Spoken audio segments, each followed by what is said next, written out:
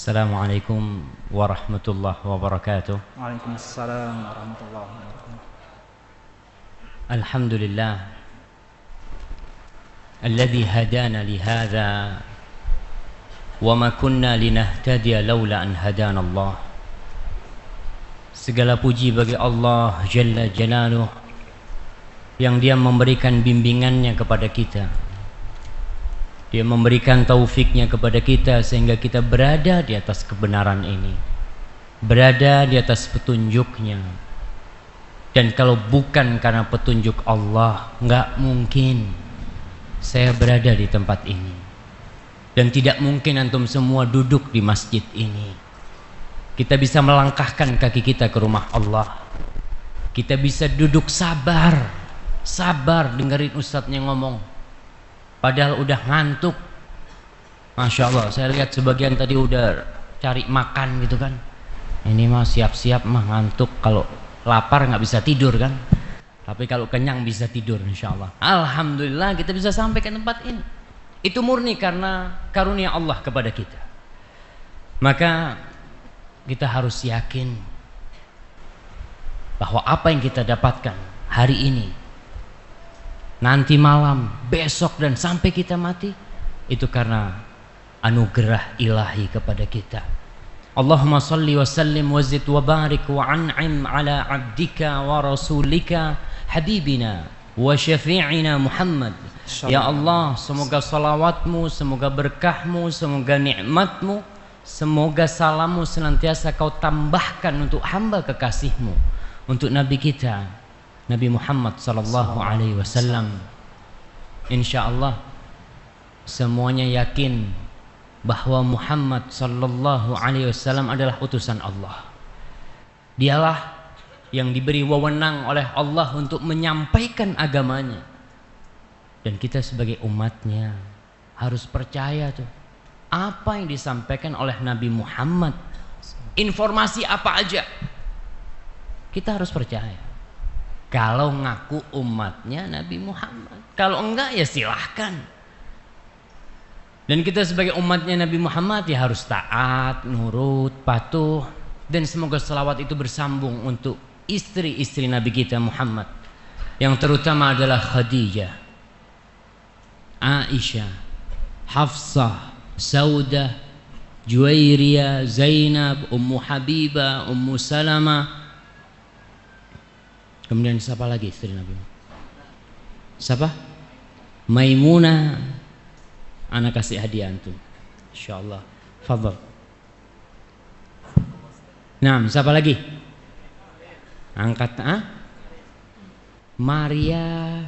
Nggak masuk istri Maria itu. Nah. Sofia. Siapa yang ngomong Sofia? Kasih hadiah tuh. Kasih baju nggak apa-apa tuh. Nah, ini belum nikah nih pas tuh. Naam. Siapa lagi? Zainab binti Jahsh. Tadi udah Zainab kan? Sudah. Ada dua Zainab. Kasih lagi. Bismillah. Fadhal. Jangan dilemparin, nggak boleh dilemparin. Nah, istri-istri Nabi kita. Karena kita yakin istri Nabi kita di dunia bakal jadi istri beliau di akhirat nanti. Maka kita sayang sama mereka. Dan Allah mengatakan tentang istri Nabi, istri-istri Nabi, wa azwajuhu ummahatuhum, dan istri-istri Nabi adalah ibunda mereka, ibu bagi kita, bagi umat Islam nih. Maka semoga selalu bersambung buat mereka dan buat putra putri Nabi kita Muhammad sallallahu alaihi wasallam. Siapa aja putra Nabi kita, angkat tangan. Naam. Ibrahim. Terus tunggu. Jadi batal mah hadiahnya udah mah. Nah, Ibrahim, Abdullah, disebutkan Al-Qasim. Begitu. Ada yang mau nambahin? Boleh, silahkan. Itu putri. Nah, kita bilang putra nih. Jadi kalau putrinya betul Fatimah, tapi nggak apa-apa lah, bapak kita kasih hadiah. Masya Allah lah. Jangan yang terlalu muda lah dikasih. Nah, Fatimah, terus Ummu Kalthum, Ruqayyah sama Zainab ya.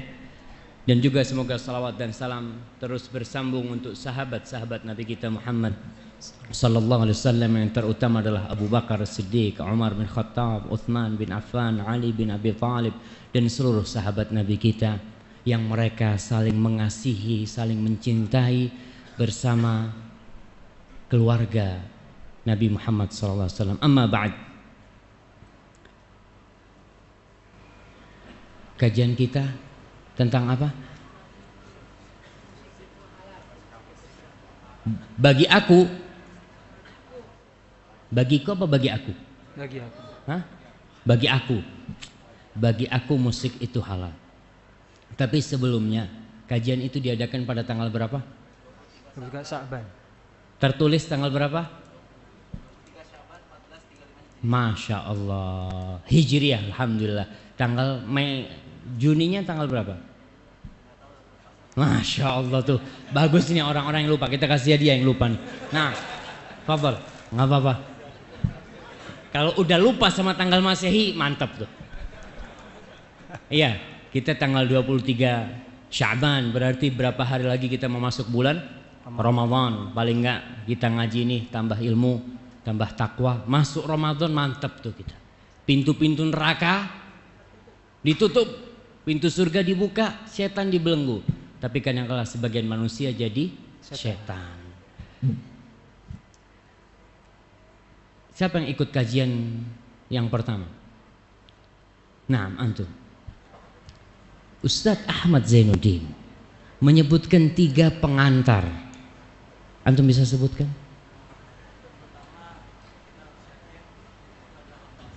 Kita harus yakin kalau kita hamba Allah. 1, 2.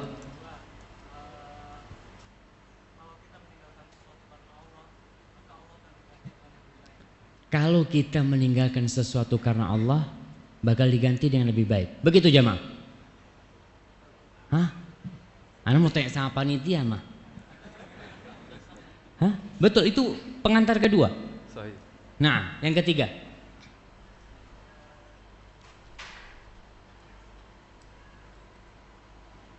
Kayaknya bajunya dipotong. Nah, fadhal Habib. Nah, silahkan. Nah, barakallahu fiik. Yang ketiga. Mana nih? Oh, pada nggak hadir semua waktu Ustaz Ahmad mungkin. Ana kayaknya izin minum dulu, Ustaz. Boleh kan? Saya juga Ustaz.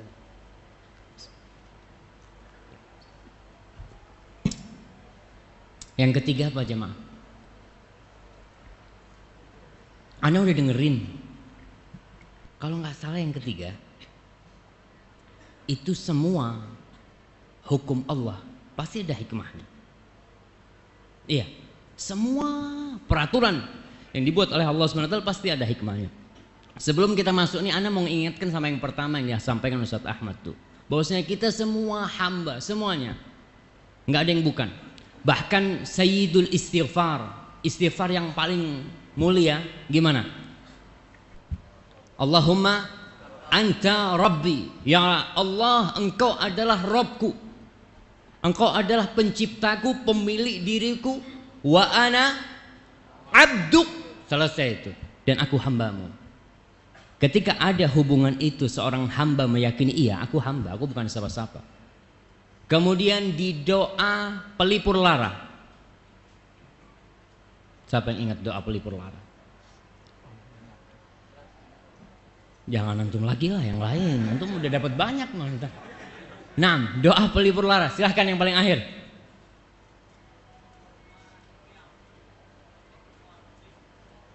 Allahumma anta rabbi wa ana abduk, ibnu abdika, ibnu amatik. Gitu. Anak kok jadi lupa juga. Nggak apa-apa lah, kasih hadiah antum. Nah,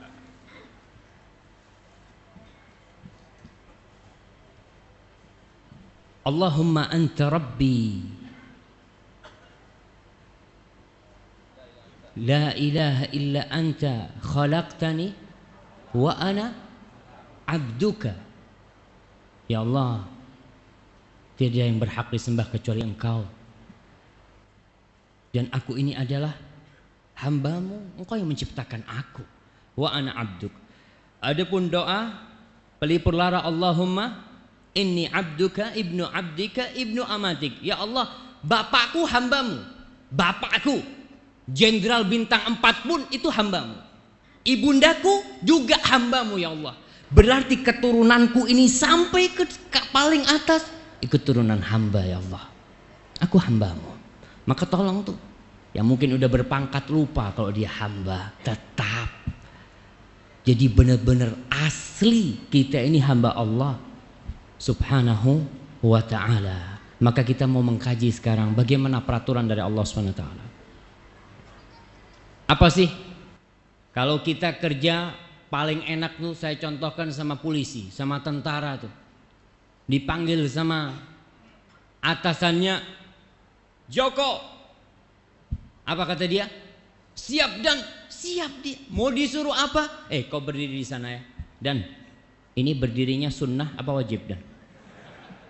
Bisa digampar tuh sama atasannya tuh. Kamu nih ngaji tanya sunnah sama wajib, udah perintah langsung amalkan. Begitu aturannya. Maka orang yang beriman sifat mereka waqalu sami'na wa ata'na, selesai itu. Orang-orang beriman sami'na, ya udah ana dengar, ana taatin. Tapi kalau nggak bisa, ghufranaka rabbana wa ilaikal masir. Ya Allah, ampunanmu ya Allah. Ana hambamu yang penuh kelemahan, mungkin nggak sempurna dalam pengamalan agama kita. Sebenarnya tadi ana sudah kasih pertanyaan sama mereka supaya tanya sama ana. Ternyata nggak tanya. Ana suruh ceramah sama antum ini sekarang. Jadi nggak boleh tanya antum sama ana sekarang. Boleh nanti antum tanya sama ana. Bicara masalah musik nih, apa tidak termasuk berlebih-lebihan orang yang mengharamkan musik? Kok bisa sesuatu yang nyaman, yang menghantarkan tidur kita, membuat hati ini menjadi menghayal tuh, kok bisa haram Ustaz? Kita aja dengar suara-suara burung itu halal gitu. Suara-suara yang indah. Kok ada orang yang ngomong musik itu haram? Dari mana Ustaz? Kemudian apa masalah ini bukan masalah khilafiyah Ustaz? Kalau memang ada ulama yang mengatakan haram, mungkin ada yang mengatakan halal juga. Sebelum jawab ini, saya akan menceritakan kejadian berapa tahun yang lalu, 1315 Hijriah, 20 tahun yang lalu.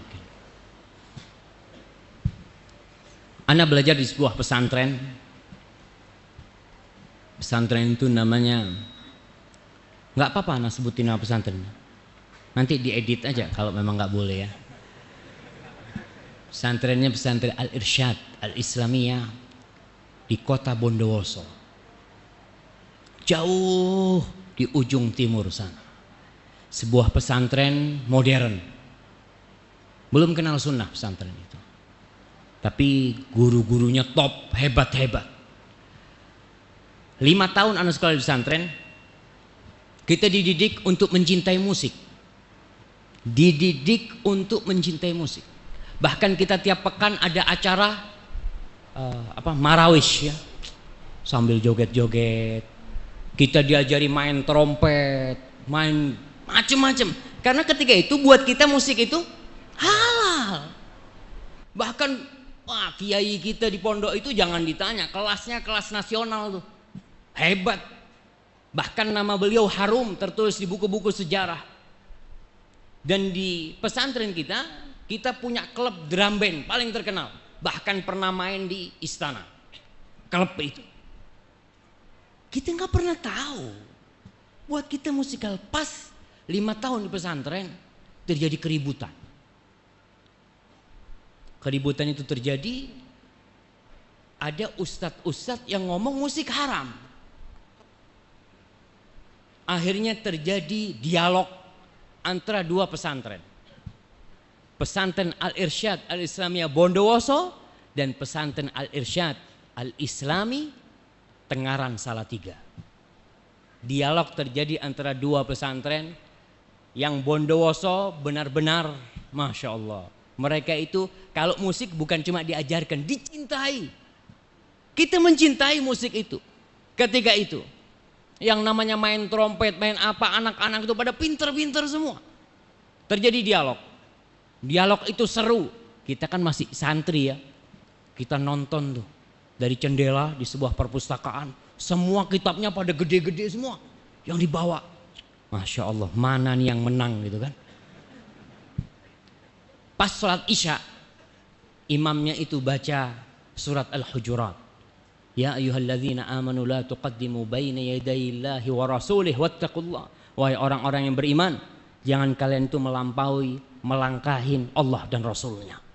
Bertakwalah kalian kepada Allah Subhanahu wa taala. Itu yang dibaca. Anak ingat sampai sekarang. Oh, ini mungkin masalah itu. Perdebatan yang tidak ketemu ujungnya. Afwan Ustaz. Ini menarik Ustaz. Jadi antara pembicaraan antar dalil berarti Ustaz ya. Nah, Antara halal dan haram, satu sama lain itu membawakan dalil dan hujah-hujahnya menurut mereka. Terus apakah ini masalah khilafiyah yang akhirnya kita sebagai orang awam bisa memilih ini kan sama-sama dalil. Apakah ini masalah fikih saja? Apakah ini mutlak ini harus mengikuti yang A atau yang B? gimana jamaah? Iya, kita jawab kan? Iya. Siap. Anak ceritanya belum selesai Mas Adima. Oke, jawabannya ada di cerita ini. Selesai mereka debat, ternyata di pesantren kita itu ada beberapa teman dari Al-Irsyad sana yang pindah. Yang dia kenceng.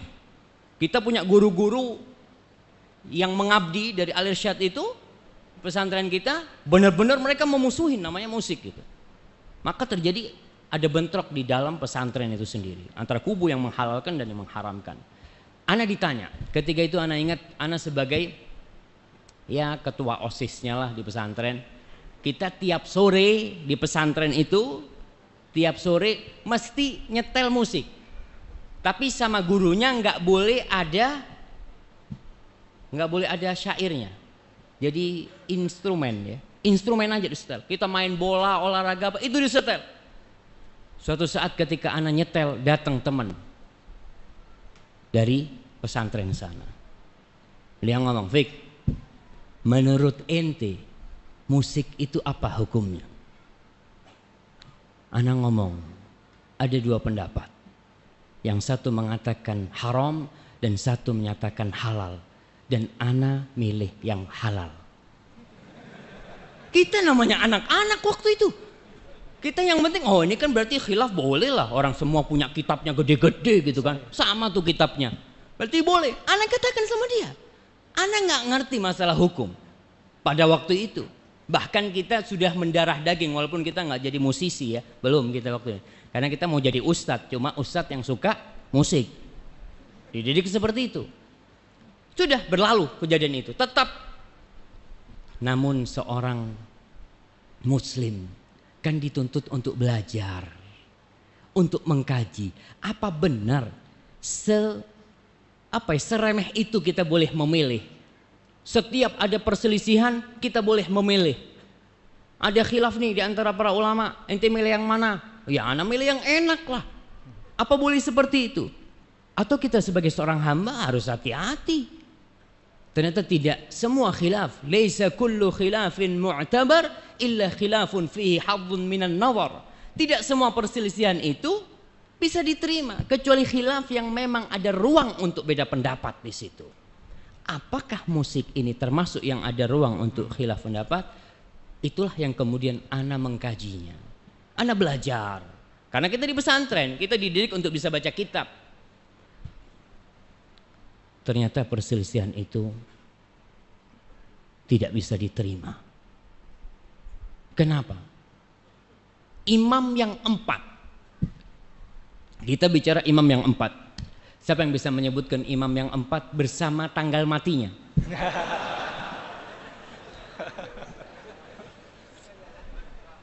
Nah, masa nggak ada mah? Oh, ada tuh di sebelah sono. Fadhal. Imam yang pertama Abu Hanifah 150 Hijriah, alhamdulillah. Yang kedua Imam Malik bin Anas 179, betul. Anak koreksi betul nggak? Anak lihat di sini. Nah, fadhal. Nah, 204 Hijriah. Imam Ahmad 241 Hijriah, Masya Allah. Kasih Double, dua Ustaz, ya, hadiah, double, ya. double hadiah minimal, Masya Allah. Satunya buku lah, kasih buku nggak apa-apa. Masya Allah, Masya Allah.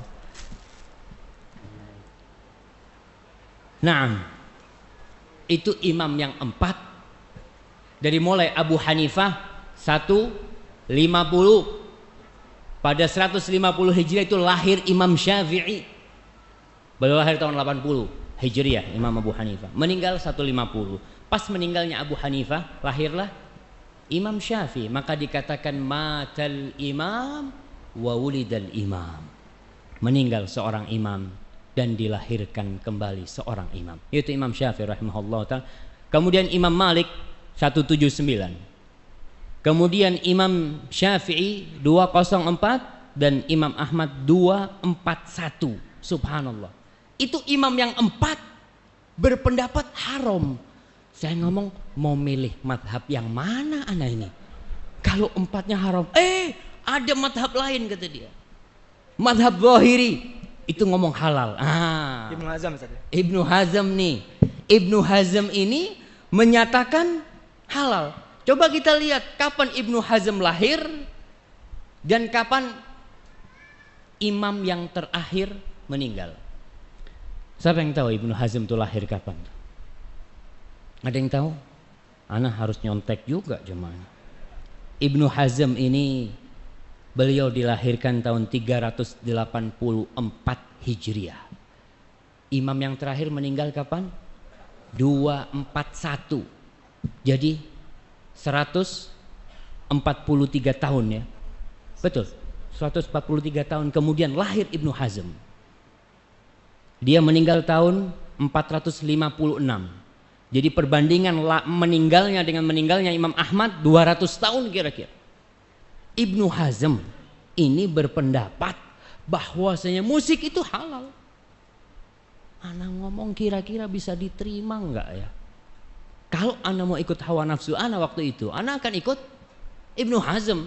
Tapi setelah dipikir-pikir, masa imam yang 4 nih salah? Kemudian satu imam nih benar. Pendapat dia itu ternyata mendhaifkan semua hadis. Dia mengatakan dalam kitabnya Al-Muhalla Ibnu Hazm yang menyebutkan kira-kira 21 hadis tentang musik. Kemudian dia mengatakan, kata dia, tunggu nih, mana perkataan Ibnu Hazm? Kullu ma ruwiya fiha batilun maudhu. Semua hadis yang diriwayatkan tentang musik ini adalah batil, nggak benar dan palsu. Kok bisa? Masa imam yang 4 nerima hadis palsu sama hadis batil? Ana jadi bingung, kayaknya enggak. Maka kita lihat nih, bagaimana pendapat ulama tentang hadis-hadis yang katanya Ibnu Hazm semuanya batil dan palsu. Ternyata Ibnu Hazm ini seorang alim ulama yang besar, yang senior, tapi dia bukan ahli hadis. Sosok ahli hadis yang lebih dari beliau, Imam Bukhari umpamanya. Imam Bukhari mensahihkan hadisnya. Ibnu Hibban, pengarang kitab Sahih Ibnu Hibban, mensahihkan hadisnya. Maka ana ngomong, sepertinya harus dikaji lebih dalam lagi. Apakah benar yang katanya Ibnu Hazm itu semua hadis tentang musik itu batil dan palsu? Kalaupun ada yang sahih, ya nggak sorry gitu kan, nggak ada penyebutan musik itu nggak ada. Maka di sini kita tidak akan merendahkan Ibnu Hazm. Ibnu Hazm adalah sosok ulama senior, dan ketika kita mengkoreksi pendapat Ibnu Hazm, kita tidak mengkoreksi pendapat itu dengan pendapat kita. Siapa ente gitu loh, baru jadi ustadz udah berani jelek-jelekan Ibnu Hazm. Lah, ma'adzallah kita menjelek-jelekan Ibnu Hazm. Kita berbicara tentang agama nih. Kita membandingkan antara pendapat yang mengatakan halal dan haram. Bukan masalah makruh ini. Antara satu di ujung neraka, yang satu juga di ujung neraka. Yang mengatakan haram berarti dia, ya sudah, yang melakukannya bisa masuk neraka. Yang mengatakan halal, Kalau ternyata dia menghalalkan yang haram, maka dia juga berbahaya urusannya ketika menghalalkan yang haram. Ibnu Hazm adalah ulama senior, beliau memiliki buku-buku yang banyak sekali, tapi tetap buat ana, Abu Hanifah, Imam Malik, Imam Syafi'i, dan Imam Ahmad bin Hanbal, beliau lebih agung buat ana. Kita ini orang awam mau ikut siapa? Orang awam kan biasanya taklid kan ya, ikut-ikutan. Kita mau Ustaz, ana ini nggak tahu dalil Ustaz.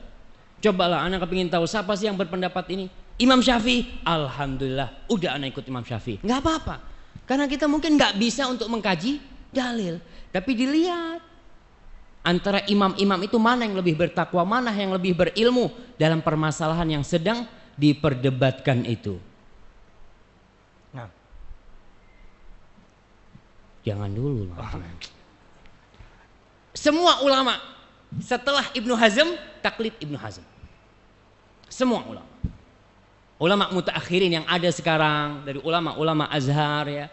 Mereka itu hanya menyambung perkataannya Ibnu Hazm, menguatkan perkataannya Ibnu Hazm. Karena imam sampai disebutkan imam yang menghalalkan musik itu Ibnu Hazm. Jadi semuanya itu jadi akarnya Ibnu Hazm. Enggak ada Yusuf Qaradawi Ustaz. Gimana? Yusuf Qaradawi juga. Iya, umpamanya Syekh Yusuf Qaradawi, Abu Zahra, ulama Mesir, kemudian Muhammad Al-Ghazali, ulama Mesir, yang di buku-buku mereka menyebutkan bahwasanya musik itu halal selama tidak membuat orang itu lalai gitu ya. Itu halal. Siapa imam mereka? Ibnu Hazm. Jadi pokoknya ini di Ibnu Hazm. Kalau kita bisa mengkaji pendapatnya Ibnu Hazm, selesai semuanya. Selesai semuanya. Karena ada di pokoknya ini. Bagaimana pendapat Ibnu Hazm itu? Dia mengatakan itu tadi. Semua. Syekh Albani mengatakan hadis dhaif, kalau semuanya dhaif, kalau banyak itu bisa jadi hasan. Hadisnya banyak sekali, nggak ada tuh, batil. Maka kita lihat bagaimana ya pendapat-pendapat ulama hadis tentang hadis-hadis musik itu. Gitu kiranya. Nah. Tadi Ustaz mengatakan dan Ustaz belum menyebutkan hadis-hadis yang sahih yang mungkin bisa Ustaz utarakan, dan mungkin siapa saja yang hadis-hadis yang sahih tadi yang mensahihkannya, mungkin juga ulama-ulama sekarang ataupun yang terdahulu. Nah, ya kalau bicara hadisnya sudah disampaikan Ustaz Ahmad Zainuddin waktu itu. La ya'tiyanna aqwamun yastahilluna al-hirra wal harira wal khamra wal ma'azifa. Akan datang suatu masa yang orang-orang itu menghalalkan zina. Na'udzubillah, nih penghalalan zina sekarang kita lihat tampak sekali. Dan antum bisa bayangkan, WTS sudah habis dari bumi Indonesia. WTS sudah nggak ada lagi. Yang ada apa? Wanita harapan. Hah? Wanita harapan tuh. Ana sampai bingung itu. Ketika seorang mengatakan, ente kerjanya apa? Ana wanita harapan. Keren banget kerjaannya mas. Siapa yang nggak mau jadi harapan? Penghalalan itu mulai. Orang ketika tahu WTS, wanita tunasusila, mau nggak mau dia suatu saat akan bertobat. Karena dia tahu ana nih tunasusila nih. Yang ana lakukan nih haram. Tapi dibikin tuh supaya nggak jadi haram. Ente itu PSK. Apa? Pekerja seksual komersil. Antum nggak hafal? Masya Allah. Nggak apa-apa. Iya, itu yang terjadi. Nggak ada tuh sekarang yang namanya pelacur. Yang ada PSK, wanita harapan. Ini salah satu bentuk ya menghalalkan akhirnya. Orang yang awalnya dia mau tobat, nggak mau tobat. Kenapa? Orang saya ini menghibur Ustaz. Saya ini menyenangkan kaum lelaki Ustaz. Na'udzubillah min dzalik. Kemarin sudah ditutup tuh doli ya. Kita alhamdulillah bersyukur sama Allah Jalla Jalaluh. Semoga semua tempat-tempat kemaksiatan ditutup. Yastahilluna al-hirra wal harir. Mereka menghalalkan harir, sutra. Kemudian wal khamra, minuman. Bagaimana? Saya ingin katakan bahwa saya menghalalkannya ini bukan mereka yakin itu haram, bukan. Mereka menghalalkannya itu karena ada syubhat. Orang yang menghalalkan musik, kita tidak mengatakan dia kafir, tidak. Karena dia menghalalkannya menurut dia. ini hadisnya masih lemah. Kan segala sesuatu itu halal kecuali yang ada dalilnya. Ketika dalilnya lemah, anak rasa anak nggak mau ikut gitu kan. Apakah benar seperti itu? Ini hadis mengatakan mereka akan menghalalkan zina, sutra bagi kaum lelaki. Kemudian yang ketiga, khamr. Khamr itu sudah nggak disebut minuman keras sekarang. Di Arab itu disebut namanya al-mashrubat ar-ruhaniyah. Minuman rohani. Itu orang kalau minum, ente minum apa ini? Minuman rohani, biar ente tenang gitu kan. Orang kan, oh coba gitu kan, na'udzubillah, na'udzubillah. Itu orang menghalalkan itu. Dan yang keempat, wal ma'azifa. Ma'azif itu jam'u mi'zaf. Jamak dari mi'zaf. Mi'zaf itu artinya alat musik. Subhanallah. Dan ini salah satu jawami'ul kalim yang diberi Rasul SAW. Beliau mengucapkan kata-kata yang ringkas tapi maknanya luas sekali. Beliau tidak mengatakan yang haram itu gendang, yang haram itu tombur, yang haram itu piano, enggak, ma'azif. Karena memang banyak alat-alat musik yang tidak ada di masa Rasul SAW. Yang terdiri selanjutnya, Ustaz, hadisnya ini katanya Ibnu Hazm dhaif, sama palsu. Enggak palsu kalau hadis ini. Ibnu Hazm mengatakan hadisnya mu'allaq. Mu'allaq itu yang tidak disebut perawinya. Bukhari menyebutkannya dalam sahihnya, tapi dia tidak menyebutkannya secara musnad. Sanadnya lengkap enggak. Ada yang terputus. Oke, Imam Bukhari menyebutkan itu dengan sighatul jazm. Yang pasti dia meriwayatkan hadis itu. Dan kemudian kalau dikatakan putus, oke, Imam Bukhari tidak menyambungnya. Tapi ulama hadis bukan hanya Imam Bukhari. Perawi-perawi hadis itu banyak sekali. Imam-imam itu. Oleh karena itu Ibnu Hajar al-Asqalani yang bermadhab Syafi'i, dia menyambungkan sampai dari 9 jalur. Hadis itu bersambung sampai Rasul SAW. Dan terbukti hadis ini diterima oleh ulama-ulama madhab yang 4. Dijadikan itu sebagai patokan. Kenapa mereka berpendapat musik itu haram? Siapa aja yang mensahihkan? Anak kepingin tahu. Kalau antum kepingin tahu nih, anak sebutin ya.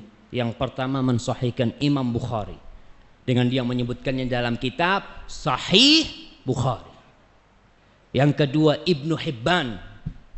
Ibnu Hibban ini ahli hadis yang mengarang kitab Sahih Ibnu Hibban. Yang kedua Al-Ismaili, dia juga menyusun Mustadrak kalau nggak salah, yang bersambung, hadis-hadis yang bersambung kepada Rasul SAW. Kemudian Ibnu Salah Asy-Syafi'i yang madhabnya Imam Syafi'i. Kemudian yang kelima Imam Nawawi. Imam Nawawi pengarang Majmu' Syarah Muhadzab, pengarang Riyadhus Shalihin, pengarang kitab Al-Adhkar, penyusun kitab Al-Arba'in An-Nawawiyah, beliau mensahihkan hadis ini. Kemudian Ibnu Taimiyah Al-Hambali dari madhab Hambali, beliau juga mensahihkan. Kemudian Ibnul Qayyim Al-Hambali, kemudian Ibnu Katsir Asy-Syafi'i, kemudian Ibnu Hajar Al-Asqalani, kemudian Ibnul Wazir As-San'ani, kemudian As-Sakhawi pengarang kitab dari hadis, kemudian Al-Amir As-San'ani. Itu ulama-ulama besar dalam ilmu hadis. Dalam ilmu hadis semuanya mensahihkan hadis tentang musik. Kok nggak diikutin mereka? Kok pada ikut Ibnu Hazm, ulama-ulama sekarang? Kalau kita disuruh milih, maka pilihlah yang ahli. Ibnu Hazm, beliau ahli dalam usul, dalam ilmu usulul fiqh, mereka memang ahli. Bahkan buku-bukunya Al-Ihkam, fi Usulil Ahkam, Al-Muhalla, itu buku-buku tentang usul fiqh, tentang apa ya, pokok-pokok permasalahan fikih. Itu kitab Ibnu Hazm. Beliau mengarang banyak kitab, tapi beliau tidak lebih senior dari Imam Bukhari, tidak lebih senior dari Imam Ahmad, tidak lebih alim dari Al-Asqalani dalam masalah hadis. Antum kalau mau betulin motor antum, jangan berangkat ke tukang jam. Tukang jam, dia pintar Ustaz untuk reparasi. Betul, reparasi apa dulu? Kita tidak, betul dia alim, tapi di babnya, di keahliannya. Tapi kalau antum mau betulin motor, ya tanyalah paling enggak sama tempat-tempat yang memang khusus. Buat anak nih yang ilmunya lemah, Kalau ana disuruh mencari hadis ini dari awal sampai akhir, mungkin sampai tua ana nggak ketemu. Maka ana melihat itu ulama-ulama besar yang mensahihkan hadis ini. Apakah kita masih mau mengatakan enggak? Ana mau ikut pendapatnya Ibnu Hazm yang mengatakan semua hadis yang diriwayatkan dalam masalah musik itu dhaif atau palsu. Mungkin seperti itu. Enggak samalah orang yang ahli sama yang tidak ahli. Gimana Bang? Nah, Hadis-hadisnya. Kayaknya antum nggak usah baca itu mah, susah nah jawabnya nanti. Nantilah kita mau dengar dari mereka. Tapi ana mau sebutkan hadis-hadis yang sahih itu mana aja Ustaz? Udah disebutkan oleh Ustaz Ahmad pada waktu itu. Dan kalau hanya ada satu hadis yang sahih, kita harus taat nggak? Harus taat nih. Hadisnya sahih. Ternyata hadisnya banyak sekali. Selain hadis yang diriwayatkan Imam Bukhari tadi, dan hadis itu disebutkan oleh Syekh Albani rahimahullahu taala, sebagian orang pobi, ya Albani yang nyebutin, anak nggak mau.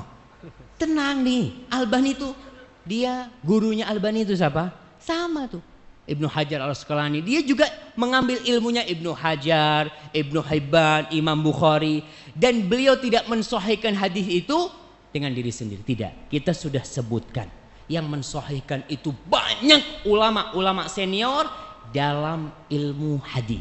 Kalau ada ulama fikih mensahihkan hadis, kita tanya dulu, ente nggak ahli dalam ini. Ente ulama fikih gitu kan.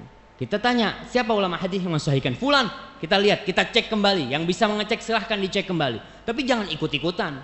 Mengatakan nggak, ana mau ikut Ibnu Hazm. Karena buat ana itu lebih mendukung ya profesi ana.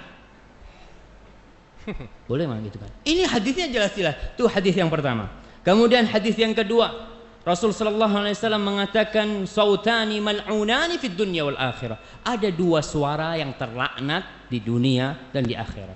Mizmarun 'inda ni'mah, suara seruling ketika dapat nikmat. Lagi senang-senang sama serulingnya. Warannatun 'inda musibah, dan merintih meratap ketika dapat musibah. Hadis yang diriwayatkan Al-Bazzar di Musnadnya dan disahihkan oleh para ulama. Kemudian hadis yang ketiga, Rasul sallallahu alaihi wasallam, hadis Ibnu Abbas mengatakan innallaha harrama alayya, sesungguhnya Allah mengharamkan buat aku, au harrama, atau Allah mengharamkan al-khamra, khamar minuman keras, wal maisir, dan judi. Judi semua sepakat haram, semua sepakat haram. Dulu di masanya orde lama, orde baru ya, masanya Pak Harto, ada sebuah judi terselubung namanya SB. Porkas. Singkatan apa tuh Porkas? Oke lah, itulah. Itu orang-orang kan sampai Pak Haji. Ana ingat waktu SD itu ngelihat ya orang pakai sarung, pakai kopiah, beli itu nomor. Nih, itu kan. Karena dia nggak tahu kalau itu ternyata judi, tapi karena terselubung orang mah nggak kebayang tuh judi. Kemudian wal kubah wa kullu muskin. Kubah ini adalah genderang. Apa namanya? Ana nggak tahu nama-nama alat musik itu apa yang bundar-bundar itu. Rebana. Hah? Bukan rebana. Gendang ya. Gendang lah. Wa kullu muskirin haram, dan semua yang memabukkan itu haram. Ini hadis diriwayatkan oleh Imam Ahmad dan Baihaqi dan disahihkan oleh para ulama. Kemudian hadis lain yang diriwayatkan dari Abdullah bin Amr bin As. Kita lihat nih, hadis-hadis ini bukan dari satu sahabat. Sehingga kalau dari satu sahabat kemungkinan masa yang lainnya nggak tahu. Ternyata hadis ini dari Abu Hurairah, dari Ibnu Abbas, dari Abdullah bin Amr bin As. Hadis itu dari banyak sahabat ujungnya. Sebagai pertanda di masa itu mereka berpendapat musik itu haram. Innallaha azza wa jalla, sesungguhnya Allah azza wa jalla harramal khamra wal maisra wal kubah wal ghubaira wa kullu muskirin haram. Sesungguhnya Allah itu mengharamkan minuman keras, maisir dan kubah tadi, genderang itu, wal ghubaira. Ghubaira ini minuman keras yang terbuat dari jagung. Dulu ada orang yang ngomong, apa sih hukumnya minum air? Halal minum air itu.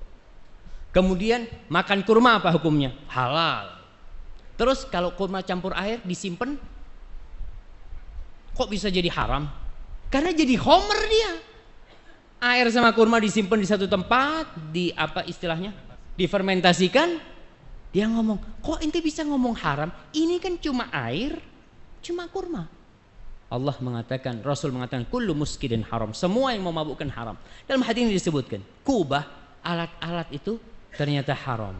Biasanya nih, kalau kita lihat hadis-hadis ini nyampur antara minuman keras, judi, terus apa?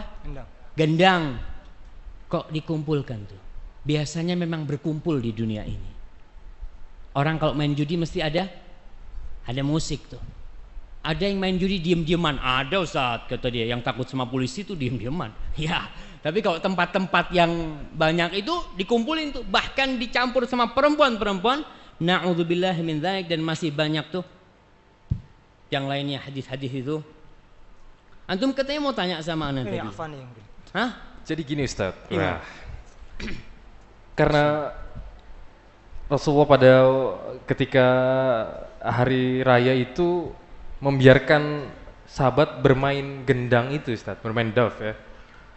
Jadi itu menjadikan alasan bagi orang-orang bahwa toh Rasulullah juga main musik.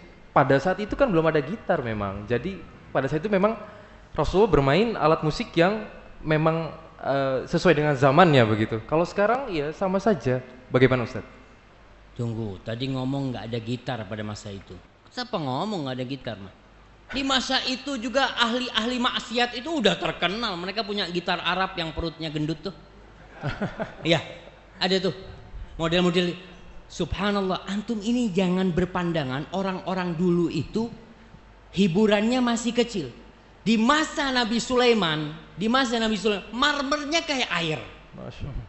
Marmer masa Nabi Sulaiman ini berapa ribu tahun yang lalu. Kemudian masa Fir'aun tuh punya penari-penari. Na'udzubillah. Nah, kita katakan tuh di masa itu sudah ada. Kalau dikatakan di masa Rasul kan adanya cuma rebana, enggak. Ada macam-macam alat musik, ada seruling. Makanya disebutkan sama Rasul sallallahu alaihi wasallam, ada yang namanya genderang itu ya. Apa namanya? Bukan genderang lah, yang besar itu. Model kalau rebana kan kecil ya, seperti itu. Sebelum Anda bicara masalah itu, masalah Id, atau kita bicara masalah Id lah. Rasul sallallahu alaihi wasallam itu membiarkan seorang jariyah, dua orang anak kecil untuk bermain rebana. Boleh. Maka siapa yang mau main rebana ketika Id, ketika Idul Fitri, Idul Adha, atau dalam pernikahan boleh. Ustaz, kata Ustaz Ahmad waktu itu cuma anak-anak kecil. Nah, ini masalah, ada khilaf di masalah ini. Jumhur ulama membolehkan. Selain anak kecil, karena di masa Rasul itu kejadian anak kecil yang mukul, tapi bukan hukum buat anak kecil. Bukan berarti kalau ada orang dewasa lebaran umpamanya laki boleh. Jumhur ulama mengatakan boleh asal ketika lebaran. Nih lagi lebaran kumpul, main nih lebaran doang. Setelah lebaran simpen lagi. Pakai gitar boleh Ustaz?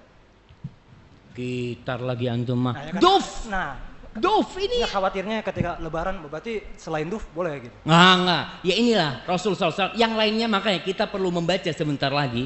Anda kepingin bacakan bagaimana pendapat ulama madhab Syafi'i masalah gitar yang lainnya itu. Semua sepakat yang boleh itu duf.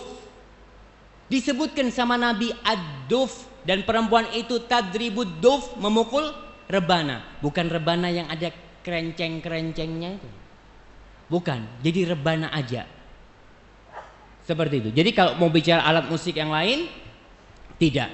Kemudian yang ana ini sampaikan, kita nih yang ngaji sunnah juga ketika lebaran sama dengan tidak lebaran. Yang disetel ngaji. Kok ngaji yang disetel kan lebaran? Haram musik. Oke, haram musik. Tapi lebaran ini ada penghususan. Ketika Abu Bakar marah dengan dua budak yang mukul itu, kata Rasul, da'huma, biarkan keduanya bermain. Biarkan keduanya bermain. Liya'laman nas anna fi dinina fushah. Supaya orang-orang tahu tuh agama kita juga ada hiburannya.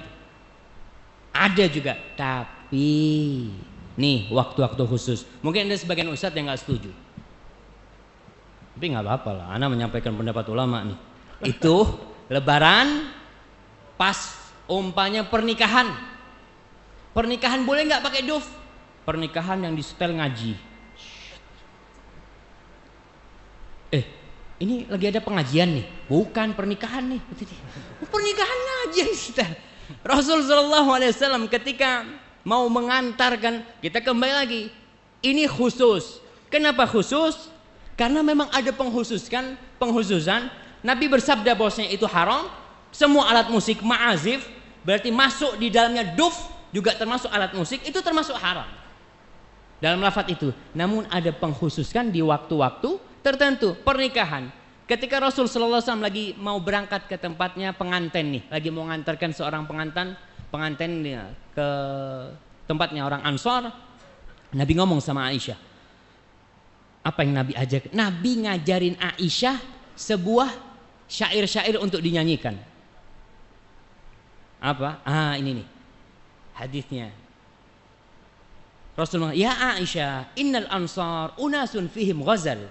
Oh Aisyah tuh orang-orang Ansor tuh orang-orang yang suka dengan hiburan, yang suka dengan ya sesuatu yang menyenangkan mereka lah.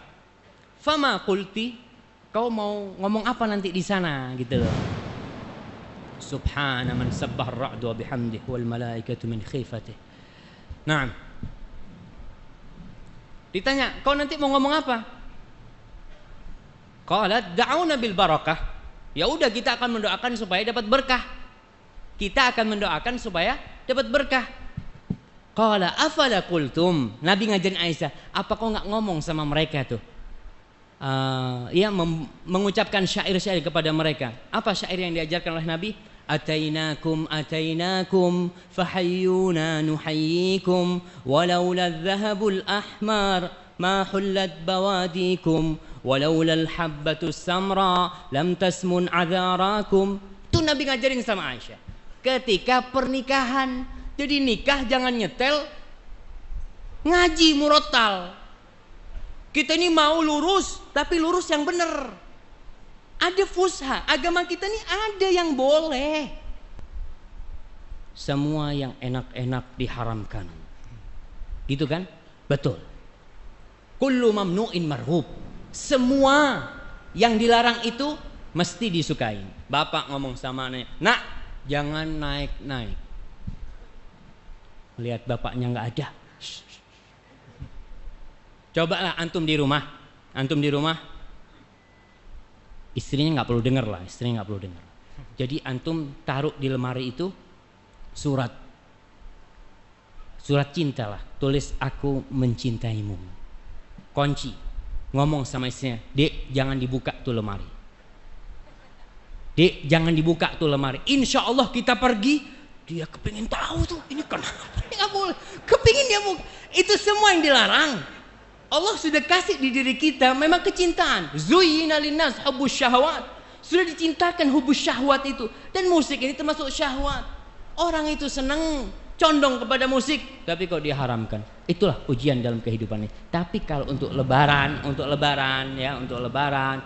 hari raya, khususon, itu khusus pada waktu itu, boleh. Mana dalilnya? Itu yang disebutkan oleh para ulama tentang dalil-dalil yang menghalalkan hal itu. Itu. Baik. Ana boleh bacain ini apa? Fadhal. Tadi Ustaz mengatakan akan mengisahkan tentang Imam Syafi'i, di mana Indonesia ini mazhabnya kebanyakan Imam Syafi'i, Ustaz. Bagaimana hukum menurut Imam Syafi'i, Ustaz? Nah, kita ini Indonesia ada istilah Indonesia bergoyang. Ya. Iya. Kok bisa gitu kan? Ini madhabnya Syafi'i, itu Imam Syafi'i ngatakan nggak boleh bergoyang tuh. Tahun berapa ya? Beberapa tahun yang lalu, anak ke sebuah pesantren milik seorang kiai dari Nahdlatul Ulama. Masya Allah, pesantrennya besar sekali. Ketika itu anak mau berjumpa dengan seorang kiai, karena masih belum datang anak ngaji, banyak yang hadir.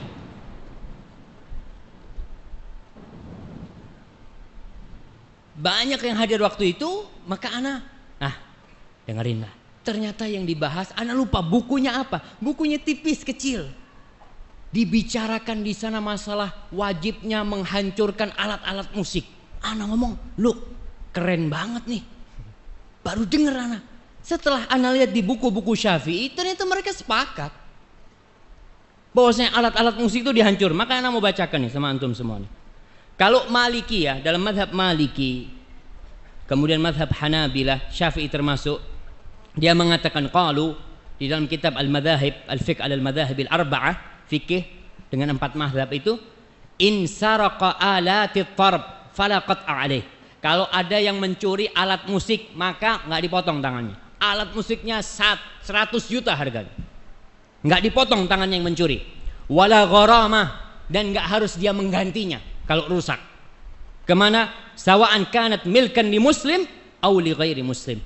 Itu milik seorang muslim atau milik selain muslim. Li'annaha, kenapa? Li'annaha ghairu mutamawwalah. Karena itu nggak ada harganya. Yang mencuri dipotong kalau mencuri yang ada harganya. Dia sebutkan karena nggak ada harganya. Wa manhiyun an hiyazazliha wastimal, dan dilarang memilikinya dan menggunakannya.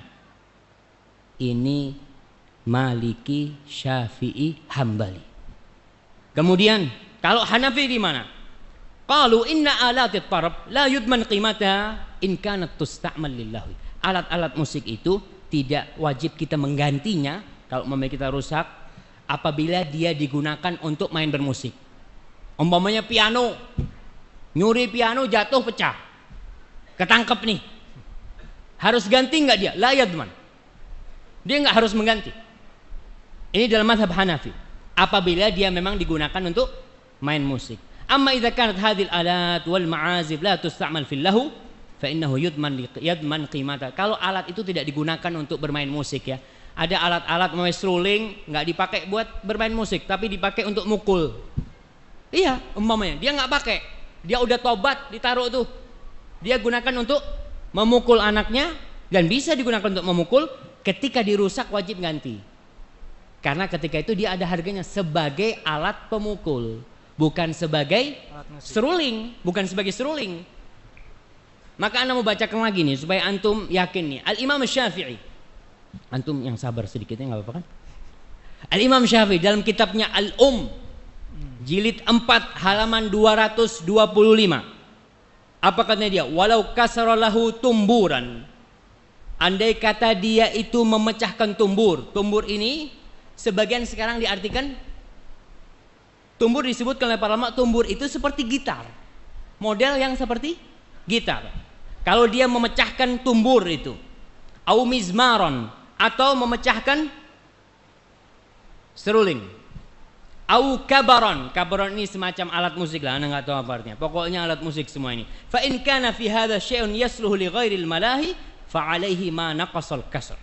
Kalau ternyata alat-alat ini masih bisa dipakai untuk selain musik, maka dia harus menggantinya yang dia terusak gara-gara dihancurin. Umpamanya tadi sebagai seruling bisa buat mukul, gitu kan?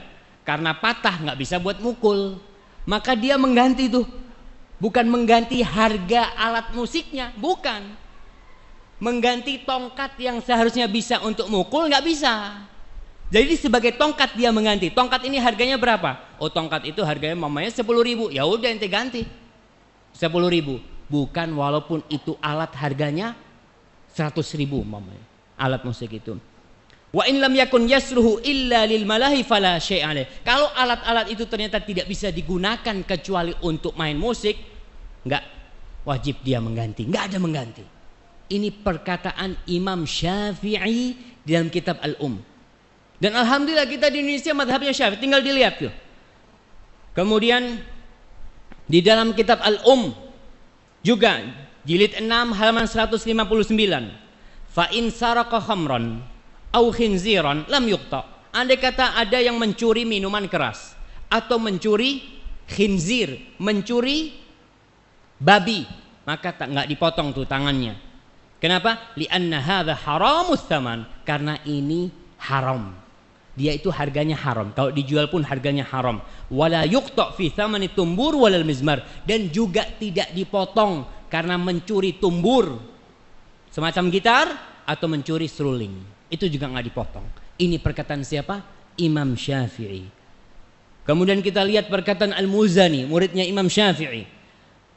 Dia mengatakan, Mukhtasar Muzani, dia mengatakan, wa idza kusira lahum salib min dhahab. Andai kata dia menghancurkan salib yang terbuat dari emas, lam yakun fihi ghurmun, maka dia nggak wajib untuk nggak didenda, karena dia menghancurkan salib dari emas nih, karena salib. Wa in kana min udin wa kana idza furriqa shalah li ghairi salib, kalau ternyata itu dari kayu, salibnya terbuat dari kayu, dan dia itu kalau dipisahkan bisa dibikin sesuatu yang bermanfaat, ada hal-hal yang multifungsi ya, tidak jadi salib. Fama naqasal kasru al-ud, fama naqasal kasrul uda, maka dia wajib mengganti kayu itu ketika dirusak, kan akhirnya rusak, harganya berkurang, bukan harga salibnya, bukan, harga kayunya. Seperti itu. Wa kadzalika tumbur, begitu pula alat musik tumbur semacam gitar itu, wal mizmar, dan seruling. Mereka sebutkan di kitab-kitab mereka. Kemudian di dalam kitab Al-Hawi Al-Kabir, wa yukrahu bai'ul khasyab mimman yuttakhad malahi, dan dibenci menjual kayu nih sama orang yang kayu itu dipakai untuk tumbur, untuk semacam gitar, atau digunakan untuk ya gendang atau tobel, itu wa ma syabah dzalik, wa ma syabah dzalik, yang semacam itu dalam kitab Al-Hawi Al-Kabir.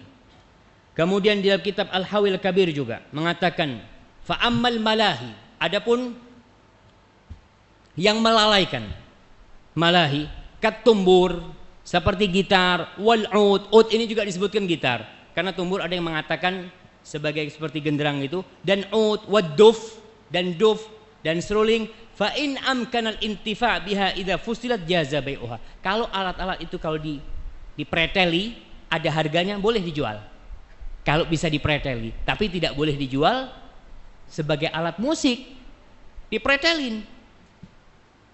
Wa kadzalika al-la'ib, dan juga alat-alat permainan yang lainnya.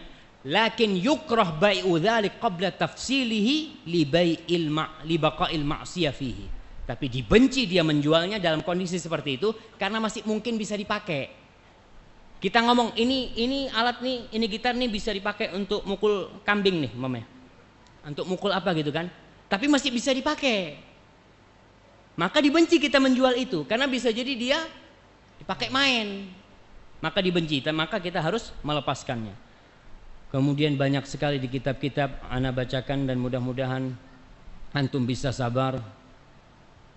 Qala al-Mawardi di dalam Al-Hawil Kabir. Al-Mawardi itu seorang alim ulama Syafi'i yang terkenal sekali, yang memiliki kitab Adabuddin Ad-Dunya Al-Ahkam Sultaniyah.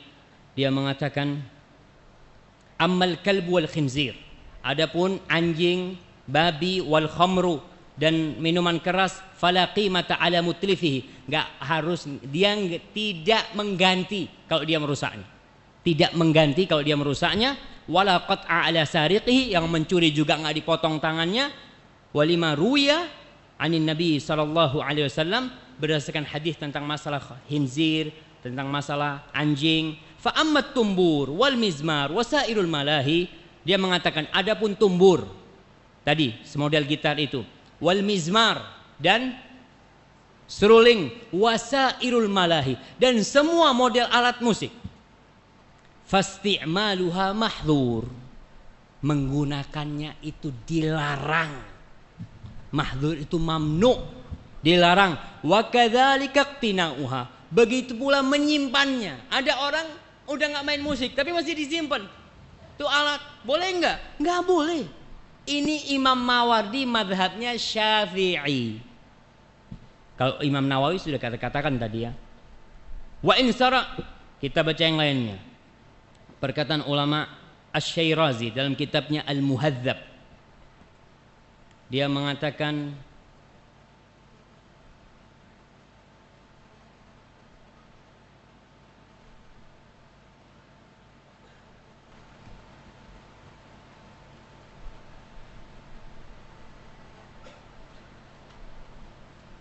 Naam.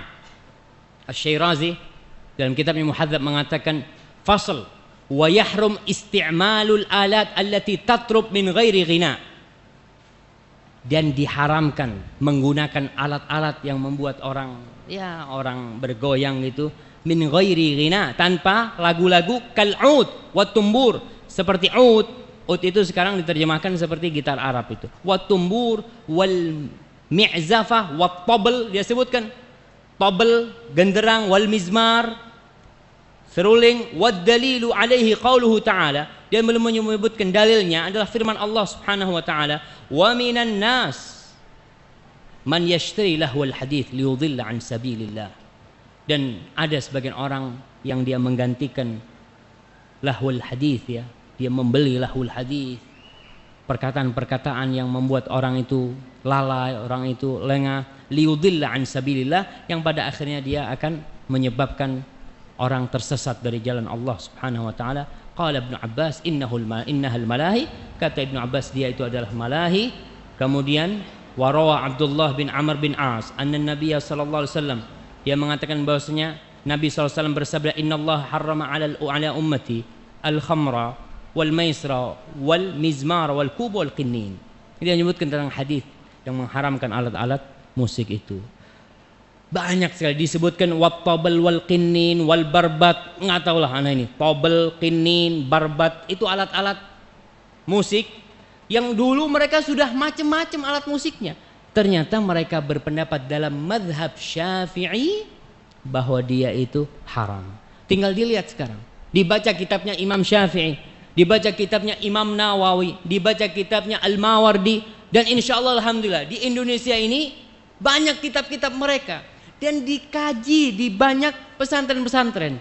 Tapi ana nggak tahu ya, kenapa masih ada yang menghalalkan musik. Mereka yang bermadhab Syafi'i menghalalkan musik dari mana? Apa pindah madhab? Ada istilah pindah madhab gitu kan? Enggak, kita nyebrang tuh ke madhabnya Ibnu Hazm, kita ikuti kebenaran. Kalau hadisnya benar, sahih, tapi bertentangan dengan nafsu kita, memang nggak enak. Bahkan di beberapa dulu di kampung kita, di pesantren itu, beberapa tempat ibadah, beberapa masjid itu pasang corong nyetel lagu-lagu India. Kita anak pesantren, oh kata dia nih, karena kita ingat dulu kita didik seperti itu. Tapi alhamdulillah setelah itu kita bisa menghindarinya. Wallahu a'lam bishawab. Sangat banyak sekali, saya sampai milihnya susah. Kayaknya anak kembalikan ke antum. Ya alhamdulillah, setelah kita simak bersama pemaparan dari Ustadz, penjelasan dari Ustadz tentang bagaimana Islam memandang tentang hukum musik, dan insya Allah sekarang kami buka untuk tanya jawab, dan kepada ikhwan kita akan boleh memberikan pertanyaan langsung kepada Ustadz, dan kepada akhwat pertanyaan dapat dituliskan. Sebelum itu Ustadz, ana mau tanya bahwa kita ini sebetulnya dari kecil itu sudah terjebak Ustadz. Yang tidak boleh dari kecil itu mencuri, berzina, mabok. Tapi musik Nina Bobo Ustadz kita. Itu kif melepaskan dari jeratan syaitan itu, kif Ustadz. Betul, subhanallah. Inilah didikan orang tua. Kita terus terang, banyak di antara kita, jangan antum lah, ana yang udah di pesantren dulu itu, melihat orang-orang yang mengharamkan musik, ini ekstrim banget dia sih. Orang dari dulu, guru kita, ustadz kita, dan bukan ustadz kayak ente, tuh ustadz lebih gede. Kok tahu-tahu ente datang mengharamkan musik gitu. Kemudian dulu ana melihat yang ekstrim juga, sampai orang-orang yang pakai jenggot tuh. Ini jenggot-jenggotan nih. Subhanallah ya, subhanallah. Mudah-mudahan Allah ngampunin kita. Kita di pesantren dulu, kita tulis di ujung tembok pesantren itu, ada salah satu ustadz kita yang pakai jenggot. Kita nggak suka, karena dia keras, masya Allah, disiplin banget orangnya. Dia ketika itu sempat kuliah lagi, sempat belajar 6 bulan nggak pulang. Wah, teman-teman pada senang dia nggak datang. Suatu hari dia datang lagi. Wah, teman-teman pada nulis tuh, go back to kandang, kata dia. Kambing go back to kandang, kata dia. Karena kita selama itu dididik, kita dikatakan dari kecil kita orang tua nggak pakai jenggot, nggak ada tuh jenggot. Tahu-tahu ada orang pakai jenggot, jenggot tuh sunnah Nabi. Ya dulu tuh nggak ada kerokan, sekarang nih banyak kerokan. Kita kadang seperti itu. Karena apa? Karena nggak punya ilmunya. Kalau tadi dari kecil disetelin musik ya. Kalau orang tua membacakan nasyid Nina Bobo umpamanya tanpa musik, insya Allah nggak ada masalah. Syair-syair yang tanpa musik asalkan buat untuk ibadah, bukan untuk ibadah. Kalau kita mau berdakwah dengan musik enggak lah, apalagi dengan lagu-lagu enggak. Tapi kalau kita mau menghibur diri, tadi katakan para sahabat tuh kalau dalam perjalanan mesti ada satu yang di depan, dia yang apa istilahnya? Mungkin kita katakan yunshid, dia membacakan nasyid di sana. Dia bacakan nasyid, ya bacaan umpamanya apa ya? Anak nggak hafal lah ya. Nasyid-nasyid yang tanpa musik ya. Akhirnya disebut hija. Itu onta kalau dengar suaranya yang menggiring itu dengan nyanyian-nyanyiannya tanpa musik ya, itu onta bisa jalannya tambah keras. Sampai Rasul mengatakan, ya ambasa rifqan bil qawarir. Hati-hati nih, ini perempuan yang naik di belakang nih. Gelas-gelas, nggak boleh cepet-cepet ontanya. Itu nggak masalah, tapi dari kecil kita tidak pernah dikasih tahu dan ustadz kita tidak pernah mengasih tahu. Padahal ada di buku-buku, kalau kita mau baca kitab-kitab para ulama yang dijual di pasar-pasar itu ada. Namun setelah kita besar, setelah kita suka musik, tahu-tahu ada orang ngomong tuh musik haram. Inti ekstrim banget, anak nggak mau ikut inti. Kita mengatakan hal itu. Terus gimana caranya? Ya orang tua harus mendidik anaknya. Ketika ada suara musik kita kasih tahu. Beda ya, mendengarkan sama dengar. Mendengar sama mendengarkan. Kalau bahasa Arab itu ada as-sam'u, ada istima'. Kita kadang-kadang lagi diam gitu ya, nunggu suara musik di mana-mana gitu kan. Sampai nggak bisa dihindarin. Bagaimana hukum kita? Ya udah, jangan mendengarkan. Tapi dengar dia akan terdengar. Jangan mendengarkan maksudnya menikmati. Nah itu nggak boleh kita, kalau gerak-gerak itu berarti menikmati. Wallahu a'lam bishawab. Jadi sekarang orang tua harus mengajarkan kepada anaknya. Tapi kalau antum yang dah hadir ke sini, antum yang dengarkan kajian ini belum puas, alhamdulillah. Berarti antum punya kewajiban untuk menggali kembali, untuk mencari kembali, untuk membaca. Ustadz tadi tuh bilang ulama Syafi'i, Imam Syafi'i, anak kepingin lihat langsung, alhamdulillah. Itu pertanda di hati kita ada keinginan untuk kebenaran. Kita untuk mencari nih. Bukan kita mengatakan enggak, anak pokoknya mau ikut fulan. Kan ada dua pendapat Ustaz. Ada yang halal, ada yang haram. Anak mau ikut yang halal, enggak boleh. Kalau kita mau ikut semua yang ada dua pendapat, kita akan keluar dari agama ini. Sampai yang namanya Asy-Syatibi menyebutkan dalam kitabnya Al-I'tisam, semua bukan Al-I'tisam, Al-Muwafaqat. Dia menyebut semua itu punya dalil. Semua punya dalil.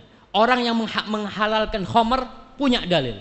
Orang yang menghalalkan umpamanya zina, sekarang di Indonesia lagi muncul tuh orang-orang yang menghalalkan zina. Yang ya dedengkot-dedengkotnya itu ada di balik fakultas-fakultas Islam. Muncul buku judulnya Tuhan izinkan aku untuk menjadi pelacur. Tuhan izinkan untuk menjadi pelacur. Dia ceritakan di sana, apa bedanya menikah dengan melacurkan diri? Orang sama-sama memuaskan nafsunya lelaki kata dia. Sama-sama. Maka semua punya dalil, tapi bukan pakai dalilnya. Benar enggak dalilnya? Sahih enggak? Kemudian sebagai orang awam, lihatlah ketika kita memang tidak bisa memilih mana yang hak, mana yang lebih kuat, mana yang marjuh, mana yang rojih. Tatkala itu maka kewajiban kita ngelihat nih. Ana lihat nih Imam Syafi'i kayaknya lebih alim nih. Imam Nawawi, orang semua imam itu mengatakan hadisnya sahih. Datang orang mengatakan enggak sahih setelah bertahun-tahun. Datang orang mengatakan itu, wallahu a'lam bissawab. Nah, mungkin bagi ikhwan yang ingin bertanya silakan. Mike. Coba satu berdiri.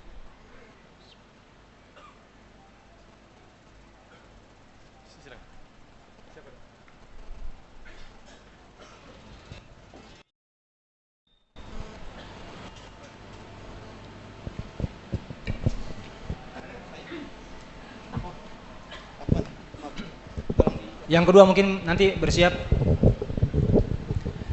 Kalau mungkin yang ada yang masih main musik diutamakan. Silakan bertanya dengan menyebutkan nama. Bismillahirrahmanirrahim. Assalamualaikum warahmatullahi wabarakatuh. Waalaikumsalam warahmatullahi wabarakatuh.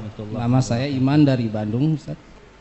Ini saya mau bertanya, Yang pertama, kadang-kala anak-anak kita atau keponakan kita, dia menyanyikan lagu, dia mendendangkan lagu-lagu anak-anak, ya itu ya dia kan nggak pakai musik gitu. Apakah kita melarang mereka juga?